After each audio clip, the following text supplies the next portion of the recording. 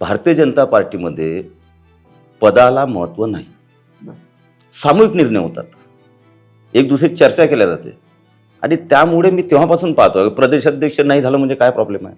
हे एक पद आहे फक्त, आणि ते पद कोणाकडेच परमनंट नसतं. आमच्या पार्टीमध्ये पदे बदलत राहतात, परंतु ज्या वर्तुळामध्ये आपण काम करतो तिथं आता देवेंद्रजी आहेत, रवींद्र चव्हाण आहेत, बावनकुळे साहेब, तिन्ही प्रदेशाध्यक्ष राहिलेले आहेत सध्या, जे याच्यामध्ये आहेत सरकारमध्ये सुद्धा आहेत.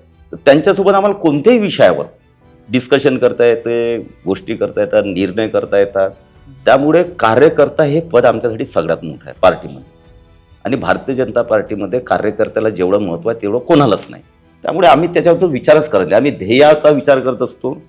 ठीक आहे, एक लोकांची अपेक्षा असते, काम असते, तर माझ्यासारखेच प्रदेशात बनावं असे 1000 लोकांबद्दल विचार करणारा आज जनता आहे. मी एकटाच नाही.